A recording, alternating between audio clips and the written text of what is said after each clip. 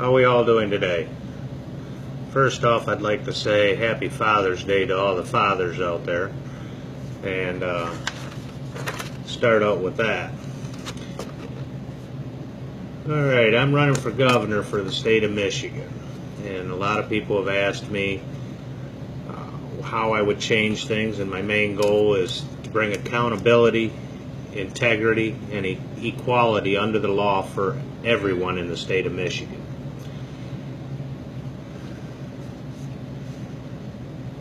Oh, look at there. Now we got people joining. I like to see that.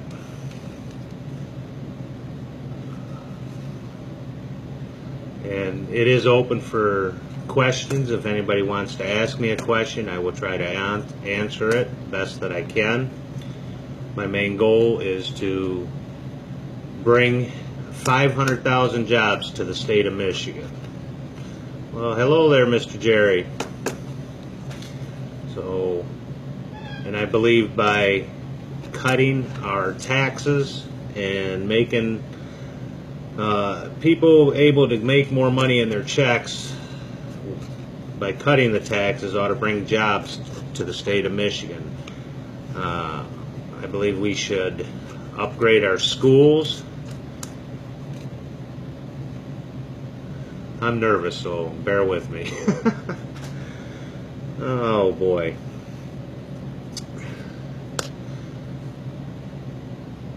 Oh, looks like we got an issue going on here. Hang on here, we don't want to lose power to this phone. Okay. My campaign is run on accountability, equality for all under the law, and integrity. Most people who know me know that I'm a man of my word. I do the best that I can to the best of my abilities. Now, being governor of Michigan is going to be a big job, but I believe if I have the right people around me, we should be able to get this done. Common sense seems to be lacking in our government as it is today. I've been talked about the Flint water crisis. I've personally tried to stay away from there. I don't want people thinking I'm trying to get notoriety from Flint's issues. But definitely the water lines need to be replaced there and throughout Michigan. We need to upgrade our infrastructure and make it to the point where companies want to come in to Michigan.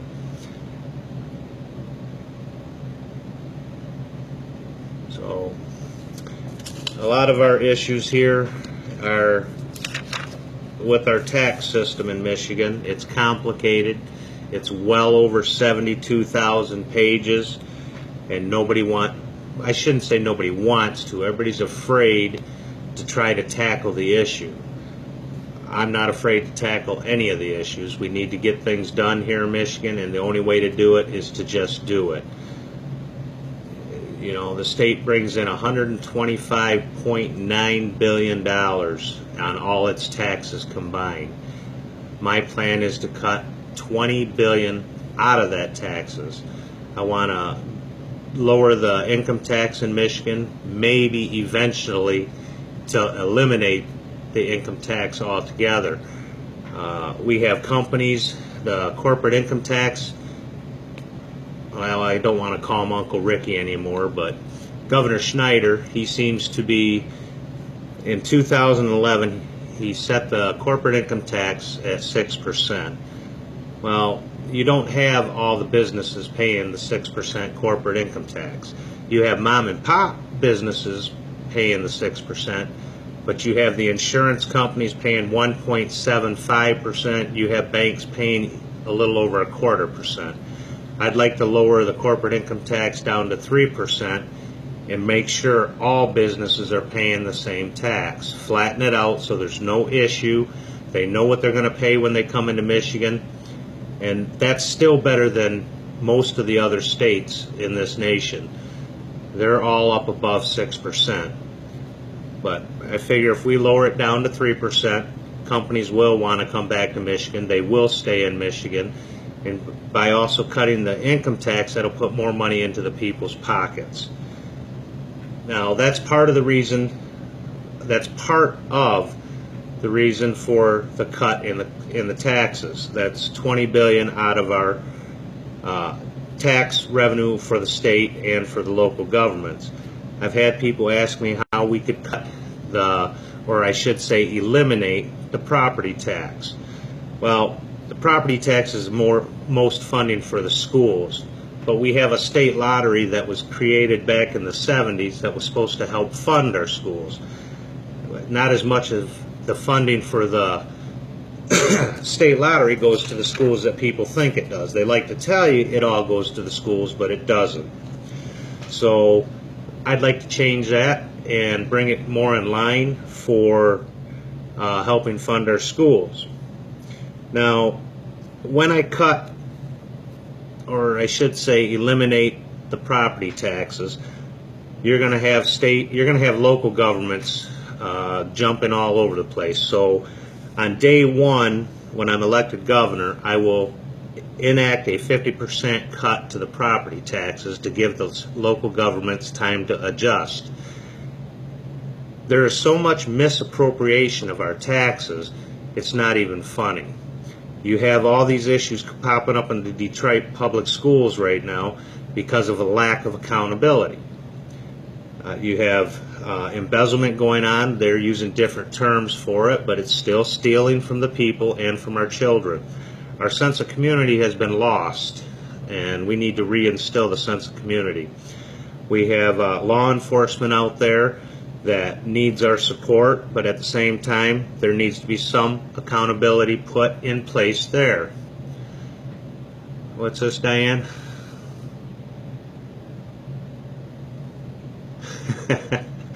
Yes, I have touched on the state lottery, and there's a lot of issues with it.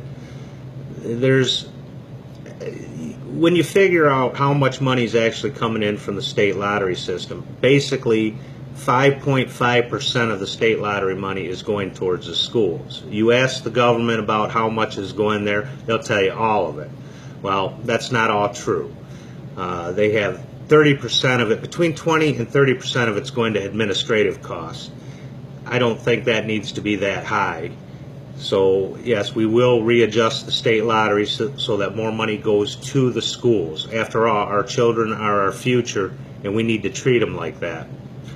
But what I was talking about with law enforcement, we need to, I don't know if most of you probably remember, years ago you used to see to serve and protect on all our police vehicles, state and local. It seems to have disappeared, and we need to bring that back, and we also need to start showing more respect for our law enforcement. But at the same time, we need to start bringing the communities together, and that's what my ideas are on our schools. Our schools are our center of our community for each local community. We need to reinvest in our schools. It's cheaper to refurbish a school than it is to rebuild a whole building. And my ideas are to shrink the classrooms. I know we've heard this before, but most of the time when you get these politicians out here, they like to say what you want to hear, but then they don't have no way of backing up what they say. I'm going to be a little bit different on that. Like I said, most people who know me, I'm a man of my word. When I say I'm going to do something, we're going to get it done. We need to bring accountability into our court system. We've got judges who run rampant. They broaden the laws so that they encapsulate whatever they need to cover. We need to stop allowing that. Law is meant to be letter specific. It's not meant to encompass anything they want. We do have good judges, don't get me wrong. We have a couple that I know of personally that I'd like to see sanctioned, to put it mildly. But we need to take care of these things a little at a time. Like I said, my main goals are to bring jobs to Michigan, and I believe by cutting the corporate income tax, lowering our income tax, and restructuring the whole tax system, getting rid of, we got what, 72,000 pages of tax code in Michigan alone. There's no need for all that. It's just a lot of tax laws that are covering the same basis from one tax law to another. It needs to be simplified. You know, we need to give full disclosure instead of transparency, because they seem to have ruined that word. So I believe in full disclosure. If somebody calls up the governor's office and they want to know where the tax monies are going for their local schools, they can call in and ask. They should get an answer within 7 days, I would imagine, or sooner, if it's right there and it's simplified. Our roads are a big issue in Michigan. The gas tax, they like to tell everybody, is 19 cents a gallon. Well, that's only part of the truth. I don't know if anybody's heard of the APA, which is the American Petroleum Institute. They report on all the state's gas taxes. Michigan, their state excise gas tax is 19 cents per gallon. But according to the new one that came out here in January of 2016, there's also a 12.51. It states other taxes and fees. I understand that, you know, we have other things that are encompassed into the gas tax, but the whole thing in all reality is, if you put a tax on a product, it should go for what it's meant to go for. Our gas taxes are meant to keep our roads and bridges safe for the public and for transportation. Now, Michigan unanimously turned down Proposal 1 by 80% vote. That was to increase the sales tax, supposedly to help cover the rebuilding of our roads. Well, the reality of that Prop 1 was there was 10 other laws hidden behind it. And the people started wisening up, and they paid attention to it. We would have never seen that money for 2 years on our roads or our schools. So we turned it down. Well, Governor Schneider and the state reps decided they were going to shove it down our throats anyways. January 1st of 2017, there's a 7.3% tax increase on our gasoline. Still won't go into effect for it'll go into effect right away, January 1st, but the schools and the roads won't see any money for 2 years. I plan to repeal that when I'm elected governor. The misappropriation of the tax funds, when you call Lansing and you ask them, where's all the money going for our roads? They like to tell you it's all going on our roads, but it's not. According to API, which is the American Petroleum Institute, out of the 35.99 cent gas tax that we pay, that's just state, including your other taxes and fees, only 13.75 cents goes to our roads. Even if you just look at the 19 cents they claim to be spending on our roads, are collecting for our roads, they're only spending 13.75. That's still 5 1/4 cents that's missing. Try asking them where it's at. They don't have an answer. You know, it's stuff like this that we need to change. Chris Rusin, where are those hidden fees going to? It's a good question. We can't seem to find it because they don't want to answer it. And if you go hunting for it online, you won't find it. State legislature, I've talked to, I won't give names. I've talked to a couple of our state reps and one of our senators, and they can't find the money to fix our roads, but they can find the money to spend $158 million on a Senate building, on a new Senate building, I should say, which if they would have kept up the old one with proper maintenance, wouldn't be in this position. But yet they also found $87 million for the dome. Again, proper maintenance, should have kept that. Diane. Yeah, it's more than likely in their pockets, you're probably right. But the whole thing is, we need to get somebody in there who's going to hold their feet to the fires.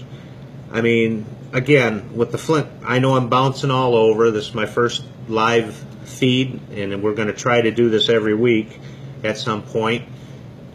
But let me touch base on this. I have a lot of people, when I've gone up into Flint, they'll ask if I feel Governor Schleiger is personally responsible for Flint.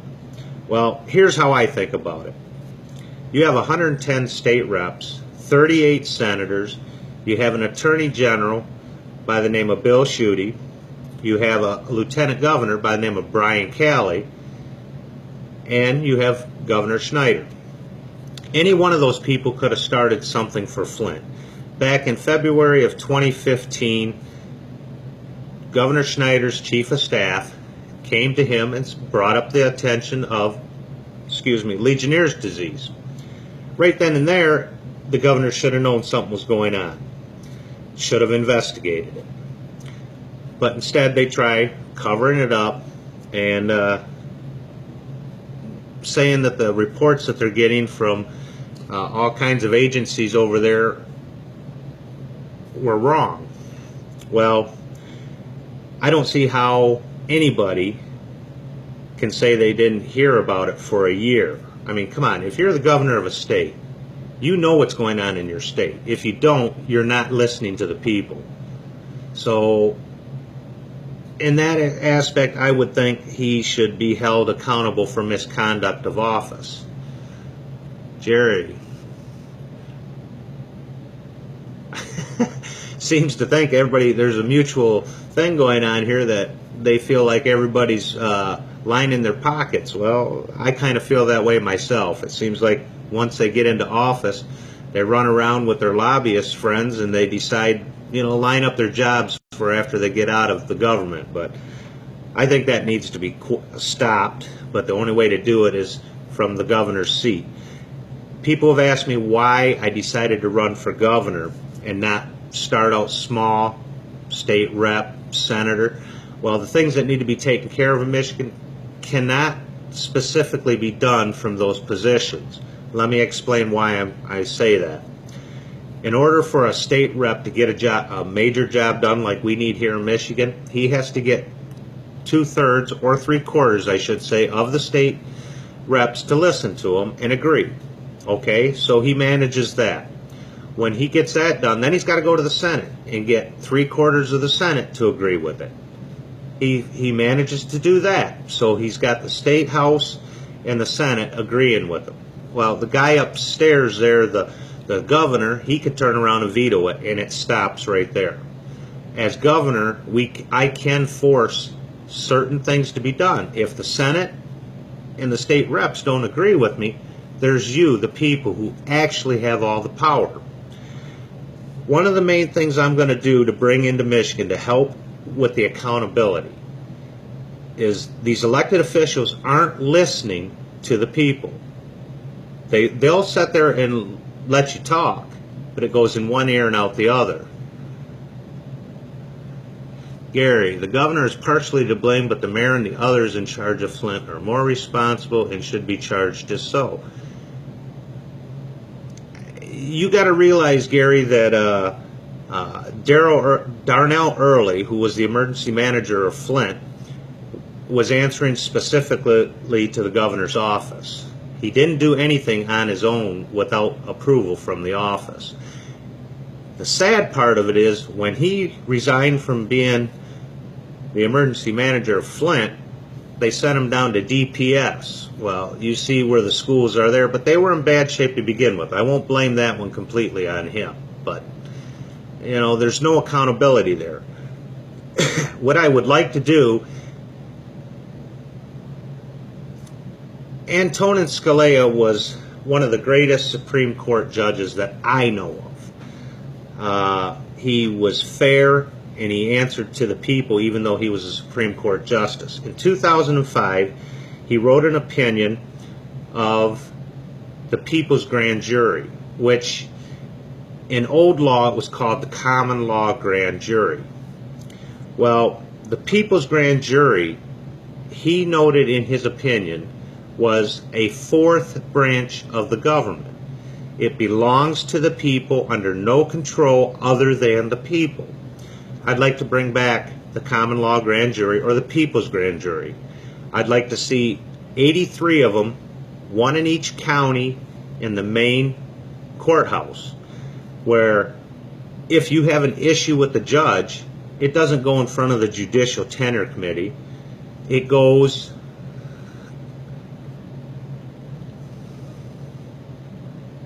yes, Chris, the EM does overrule the mayor in any city that has an EM, but that's because of the power that the governor grants the emergency manager. You're correct. But to finish on the grand jury, I'd like to put one of these in every county. So if you have an issue with a judge, a lawyer, or an elected official, you can go to the people's grand jury. This is 12 people that are brought in from that county. They volunteer to sit in on the grand jury and listen to both sides of the story. They're not bound by specific laws. They have compassion, they have the law, and they have common sense. Whereas if you go to the Judicial Tenure Committee, which is 3 judges that overlook on a judge from a complaint. In the last 40 years, you'll be lucky to find 3 judges that were sanctioned by the Judicial Tenure Committee. Matter of fact, one of our local judges, Judge Gorsica, done something pretty foolish, if you ask me, and wrong, but I'm not supposed to have an opinion on that. So she's going in front of the Judicial Tenure Committee now. I don't think they're going to do a thing to her because of the fact they're all going out to dinner together, they're all drinking together, they're all buddies that donate to each other's campaign. Yeah, I'm making some pretty strong statements, but look at the system, look at how it works. All right, Gary, what do we have here? But the mayor needs to protect his people, but I like your ideas about the judges and others. Well, I thank you, Gary. You're right, the mayor does need to protect the people of their city. But the mayor of Flint's hands were tied. Now, Karen Weaver, I haven't heard too much from her. I've tried to talk to her, but she was too busy. And I've been working on hosting dinners for the... matter of fact, we did send out emails to all 83 road commissions. I'd like to sit down with the people who rebuild our roads and resurface them. Reason being, that way I can get an actual idea on how much it costs to rebuild our roads. I'm going by numbers that Lansing puts out. I don't believe in the numbers that Lansing's putting out. They're probably fairly close if we're lucky. But the whole idea is I want some hard numbers. And the only way I can get these hard numbers is I invite people to dinners, not for anything but information and fact-finding.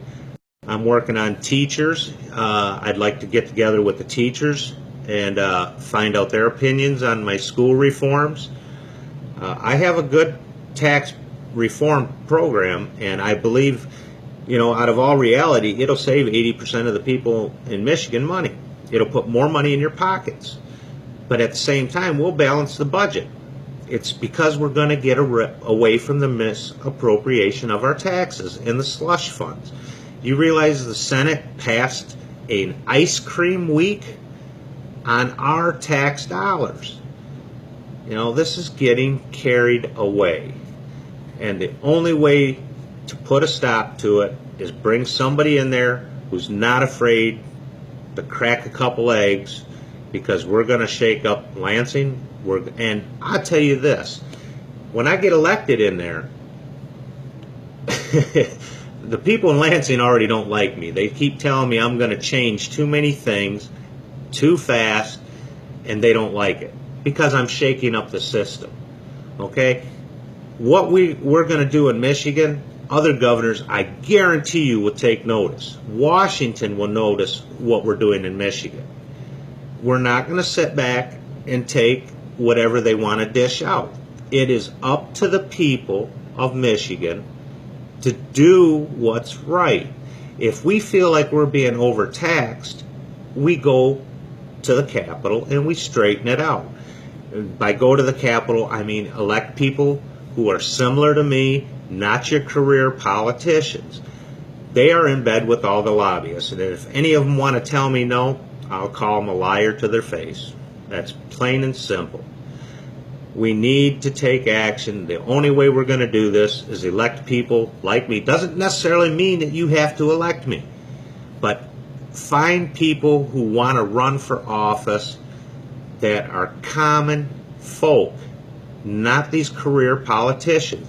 They've already been trained. You go to, if you get, I got to refrain from mentioning names because since I've been running for office, I've met some pretty good people that are up there. And they're nice people to talk to, but once they go into Lansing, the first thing they do before they actually take office, they go to Lansing for training, because the State House wants to train their reps as they're coming in. They don't want them to shake up the basket. They don't want them to change anything that's there. We need real change. I have plans to take on health insurance. The CEO of Blue Cross Blue Shield of Michigan. Now this is a nonprofit. He made $6.6 million. John, the system is broken nationally. You could be that refreshing change that rattles the cages the state needs. Why, thank you, sir. I plan to rattle a lot of cages. I guarantee you that. People are taking notice now. You know, this first live chat and going out here, I realize is all over the board. But we're going to plan to take... Thank you, Jerry. I appreciate that. Yes, you're right. We need to stop. What's going on? All right, you're mentioning the small business owners. You're right. They are, middle class is what built this country. Okay? We carried this country on our back. We made a lot of people rich by carrying them on our backs. Now, you know, I don't want to go into this thing like Bernie Sanders, how income equality and all that, but it's true. There is a big gap, and it's getting larger. The only thing I can do, or I believe I can do, is like I said earlier, lower the income taxes, lower the corporate income taxes. That should bring companies into Michigan.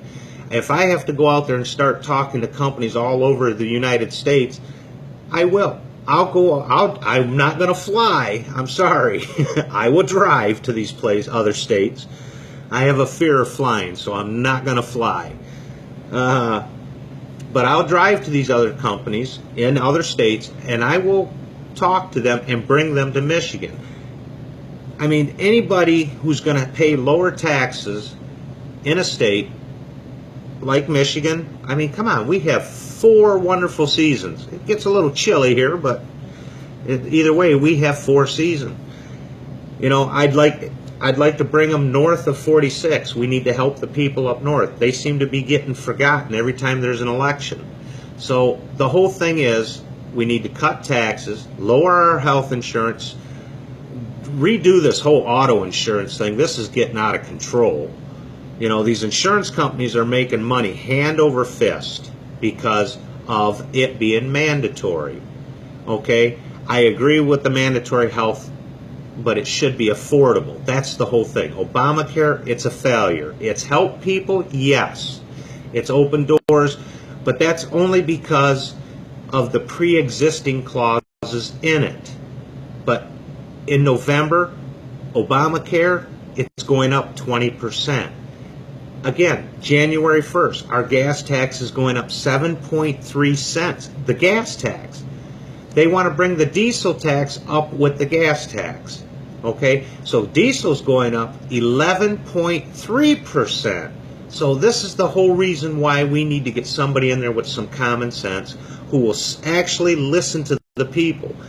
When I get into Lansing and I'm the governor, I won't be the governor that's sitting at the desk.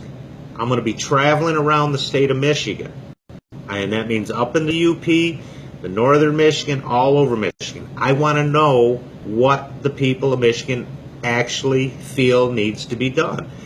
And I can guarantee you right now, accountability for our elected officials, fixing our roads, getting our schools under control, And that is what's going to be the thing that we need to do.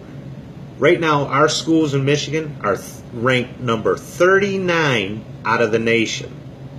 Okay? We used to be up there, if I remember right, number 13. Now we're down to 39.